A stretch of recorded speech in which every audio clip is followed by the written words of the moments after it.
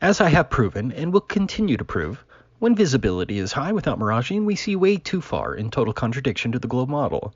Because of these repeatable observations that anyone can perform, the only counterclaim the globe propagandist has is refraction.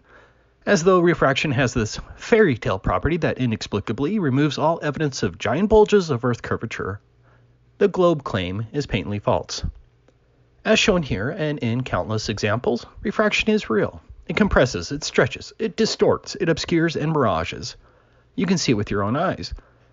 But the globe propagandists have hijacked the term refraction and took this observable reality and deceptively changed refraction into an imaginary Earth curvature removing device.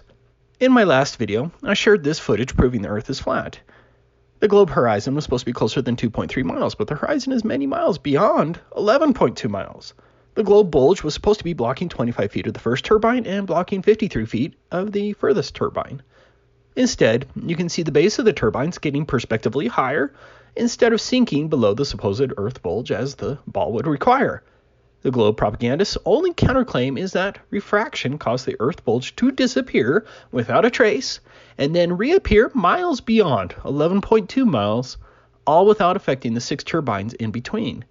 I hope you already see that the refraction claim is without merit.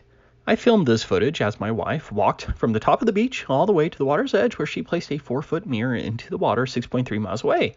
I filmed her the entire way, but the globe curvature was supposed to be hiding 12 feet. But look at this still from the video. There is absolutely no distortion of the distant shore. But this 12 feet here should be behind the curvature of the Earth, like this. Did that 12 feet hop the curvature without causing a cascade of distortion? If 12 feet jumped the curvature, wouldn't it then overlap the 12 feet above it, causing manifest distortion? Are we to believe that every inch up to at least 100 feet uniformly arced perfectly over the curvature to present this flat, non-distorted distant shore? Ridiculous. In this example I shared in my Flat Earth Fact Video 1, the distant shore was 21.03 miles away. You can see the non-distorted distant shore. 223 feet should have been hidden behind the Earth curvature, but none of it is.